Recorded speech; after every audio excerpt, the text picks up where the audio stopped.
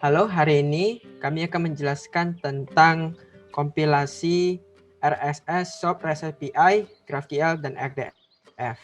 Nah, kelompok saya terdiri dari saya sendiri, Rian Nathaniel dengan NRP 187-2019, lalu ada Stephen Sangian dengan NRP 187-2047, dan Aldri Sanko dengan NRP 187-2058. Di sini seperti yang kita lihat, tampilan awal ini merupakan tampilan untuk menginput data ke database, dan di sini merupakan formnya. Kita dapat menginput seperti NRP-nya, nama, foto, prodi, fakultas, dan universitasnya.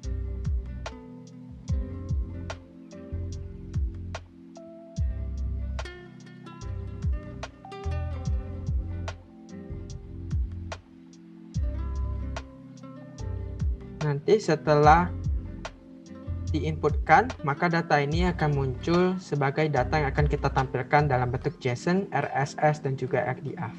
Nah, jika dilihat dari tampilan, maka data yang telah diinputkan tadi telah berhasil masuk.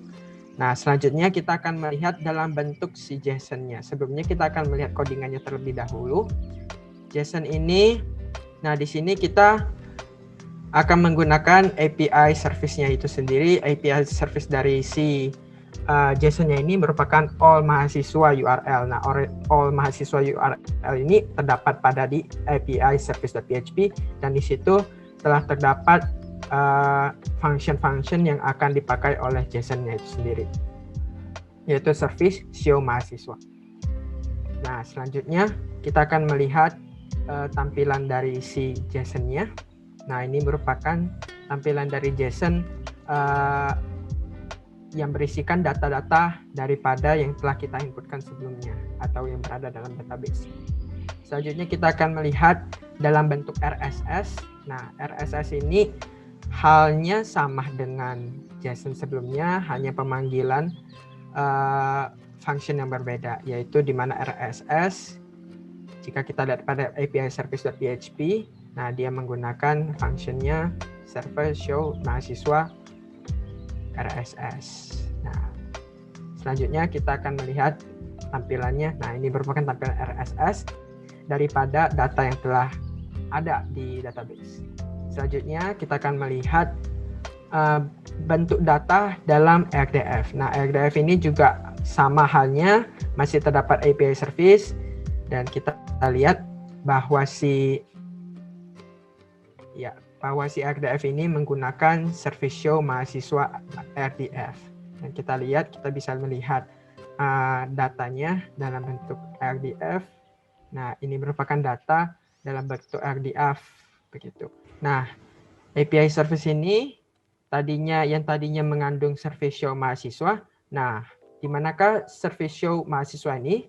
Service show mahasiswa ini bisa kita temukan dalam folder V1 yang akan ditunjuk oleh rekan saya. Nah, itu merupakan file-file yang akan dirujuk oleh daripada JSON tadi, RSS, dan RDF ini. Nah, ini merupakan si JSON-nya, terus ada RDF-nya, dan terakhir ada RSS-nya.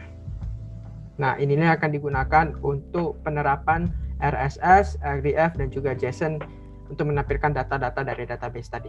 Selanjutnya, rekan saya Stephen Sangian akan menjelaskan tentang penerapan di dalam SOAP. Silakan Stephen. Baik, terima kasih rekan saya Rian Nathaniel untuk waktu yang telah dipersilahkan kepada saya. Oke, baik teman-teman, kita akan mulai untuk yang di SOAP-nya. Pertama-tama kita bisa lihat server di atas itu ada server. Kita membuat suatu server yang akan kita gunakan nantinya di dalam si SOAP-nya. Kemudian kita juga akan menemukan beberapa fungsi yang akan digunakan di dalamnya terkait untuk melakukan manipulasi data ataupun menampilkan data ke dalam aplikasi yang kita akan lihat nanti. Kita bisa lihat ya dalamnya ini adalah beberapa code untuk melakukan fetch data mahasiswa dari database kita. Kemudian di bawah kita dapat menemukan lagi function create. Function ini adalah suatu fungsi untuk melakukan penambahan data ke dalam tabel mahasiswa, kita bisa lihat code-nya seperti berikut. Kemudian bisa kita lagi scroll ke bawah. Nah, ini adalah function untuk read XML-nya.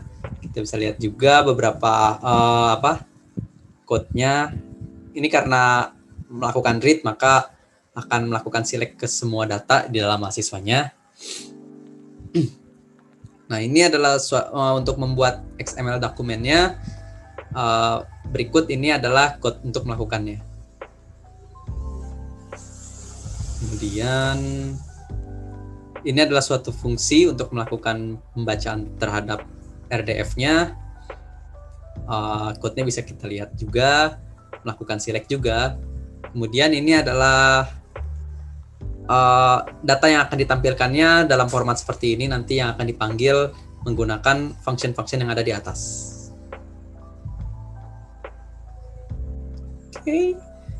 Nah, kita akan melihat sekarang untuk melakukan manipulasi data. Di sini kita akan pertama menambahkan suatu data di dalam form yang sudah tersedia untuk melihat perubahannya nanti.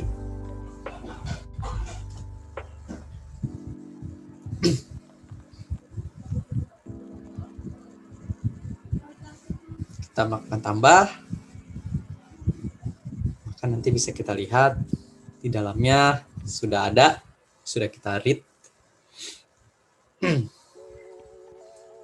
Kemudian kita akan melihat XML-nya. Ini adalah XML yang data dalam bentuk XML yang ditampilkan kepada kita. Kemudian ini adalah bentuk RDF-nya. Seperti ini, jadi seperti ini.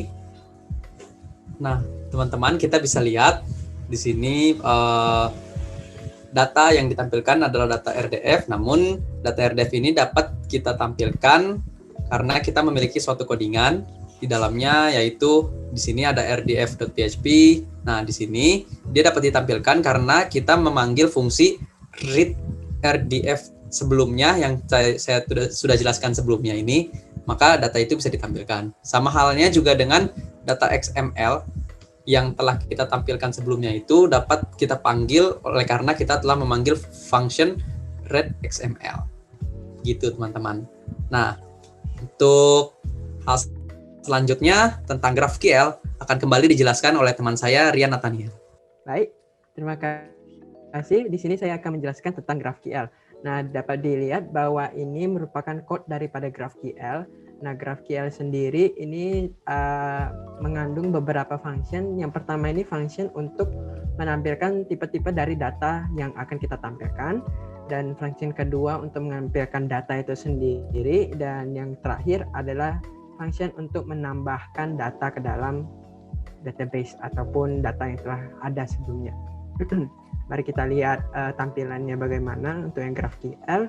Nah, ini di sini rekan saya telah menyediakan beberapa code untuk menampilkan atau query untuk menampilkan datanya. Nah, di sini yang daftar mahasiswa tersebut ialah query untuk menampilkan data-data dari mahasiswa.